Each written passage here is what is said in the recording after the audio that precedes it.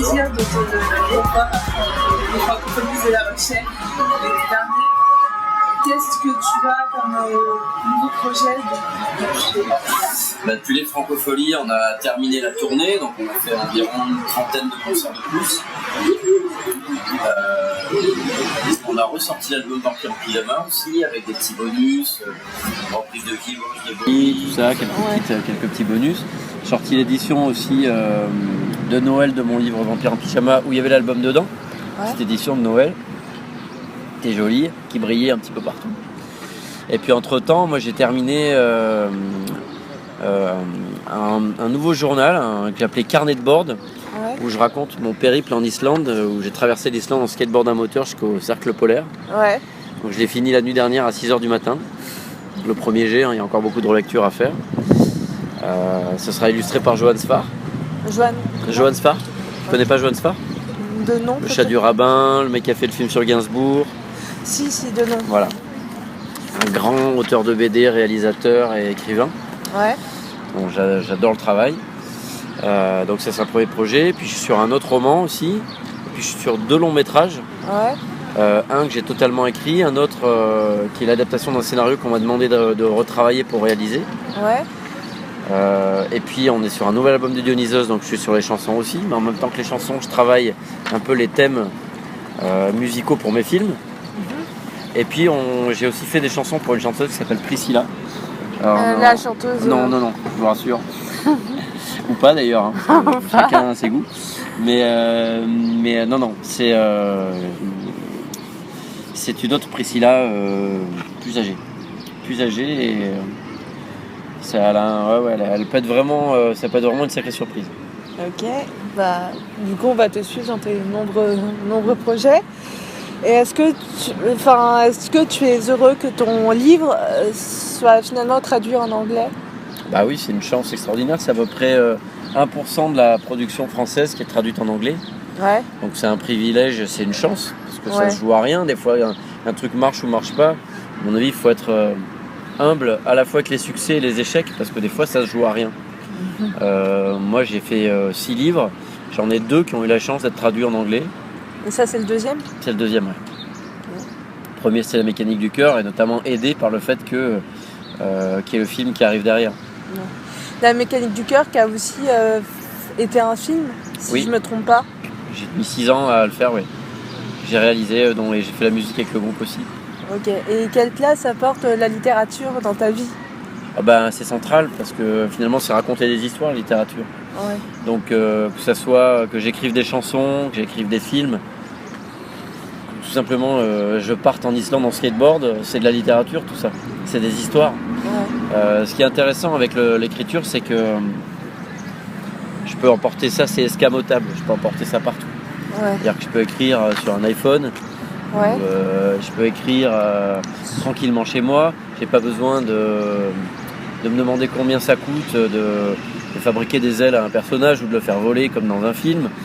J'ai pas besoin de pas faire de bruit ou d'avoir le groupe et les musiciens pour répéter. Je peux travailler d'où je veux, quand je veux, au moment où je veux, autant de temps que je veux. Et ça, c'est la magie de l'écriture, c'est qu'en fait, c'est tout le temps là. Donc après, ça prend plusieurs formes. Des fois, ça peut se transformer en film ou en chanson, et ça peut s'agglomérer de manière différente. Et c'est des arpents de surprise à chaque fois pour moi et de connexion. Mais l'intérêt principal, c'est que ça puisse être fait à n'importe quel moment. C'est pour ça que, pour moi, c'est toujours de la littérature, même quand c'est pas forcément des livres. Donc que ce soit de l'art, du cinéma, de la musique, ou c'est pas forcément des livres, ça peut être tout. Oui, pour moi, c'est ce que Et est-ce que la musique t'a inspiré pour ton livre ou pas? Parce que, un journal d'un vampire en pyjama, ou plutôt, est-ce que le fait d'avoir écrit ce livre a inspiré l'album Oui, mais en fait, ça s'est fait en même temps, si tu veux. C'est-à-dire que, comme moi, je sépare pas, que je me prends pas pour un écrivain ou pour un chanteur ou pour un cinéaste. J'ai juste une sensibilité à exprimer, des envies, parce que finalement, c'est Brel qui disait qu'il croyait pas au talent. Et je suis assez d'accord avec lui. En fait, le talent, c'est le désir, le fait d'avoir envie de faire les choses. Moi, j'ai envie de raconter des histoires.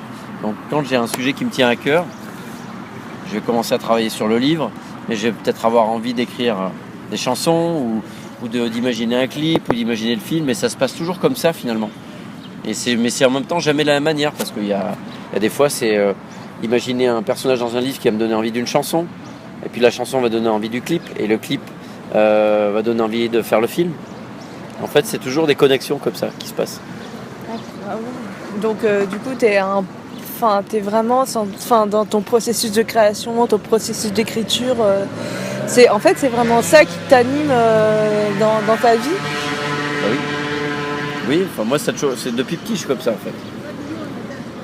Sauf que j'ai la chance et le privilège extraordinaire de pouvoir en faire mon métier.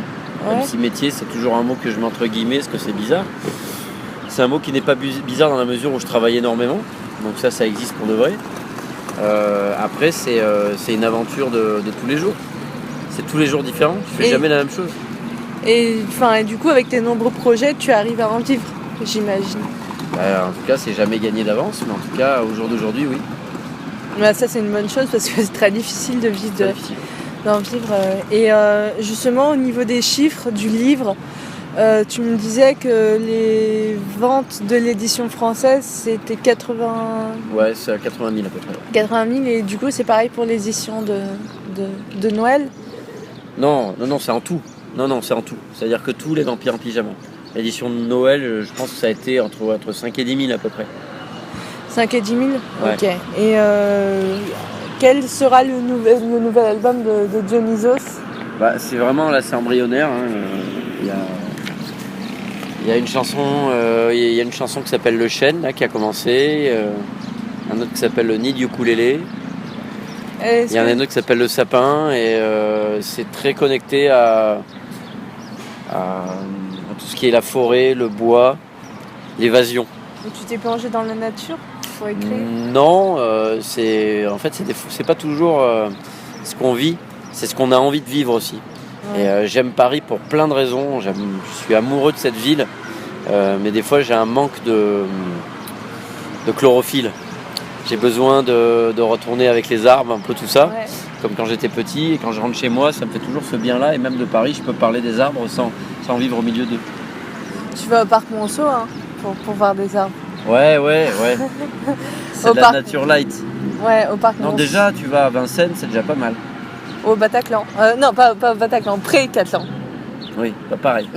C'est pas la même chose.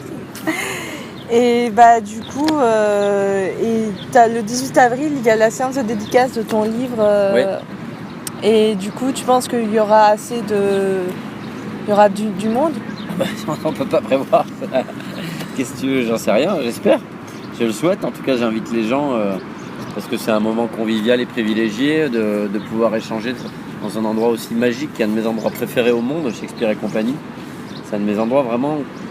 C'est un des endroits que j'aime le plus. C'est vraiment c'est ma librairie préférée de tous les temps, avec peut-être City Lights à San Francisco. Mm-hmm. Et donc je suis honoré de pouvoir parler de mon livre dans cet endroit. Et voilà. T'étais à San Francisco? T'étais à San Francisco cet été? Ouais, tout à fait. Et je T'as vu ça sur Instagram? Non, sur Twitter. Non, parce que j'étais en même temps aux États-Unis, donc Ouais. je disais. Écoute, merci Mathias pour avec grand tout plaisir. ce temps. C'était vraiment ça, cool Avec grand plaisir. de discuter avec toi. Et en tout cas, je pense que t'es un puits. T'es quelqu'un avec qui on a envie d'apprendre avec toi. On Bah, c'est ressort. gentil. Écoutez, merci beaucoup. Merci beaucoup à toi. Bonne continuation. À de toi journée. aussi. Ciao. Ciao. Un bisou.